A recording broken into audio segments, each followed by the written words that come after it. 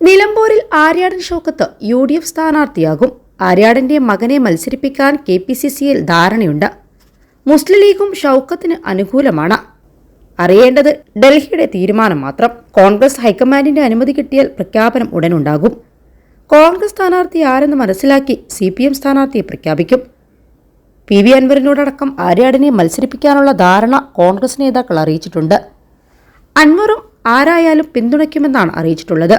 ഈ സാഹചര്യത്തിൽ ഷൗക്കത്ത് തന്നെ സ്ഥാനാർത്ഥിയാകുമെന്നാണ് സൂചന. എന്നാൽ ഹൈക്കമാൻഡ് തീരുമാനം അത് നിർണായകമാണ്. KPCC പുനഃസംഘടനയിലടക്കം ഡൽഹി നേതൃത്വമാണ് തീരുമാനമെടുത്തത്.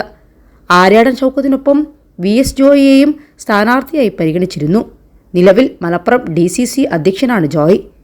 ഇതുകൂടി പരിഗണിച്ചാണ് ആര്യാടൻ ഷൗക്കത്തിന് മുന്തിയ പരിഗണന KPCC നൽകുന്നത്. അതിനിടെ നിലമ്പൂർ ഉപതെരഞ്ഞെടുപ്പിൽ UDF ആരെ മത്സരിപ്പിച്ചാലും ജയിക്കുമെന്ന് നിലമ്പൂർ മുൻ MLAയും തൃണമൂൽ കോൺഗ്രസ് നേതാവുമായ PV അൻവർ പ്രതികരിച്ചിരുന്നു.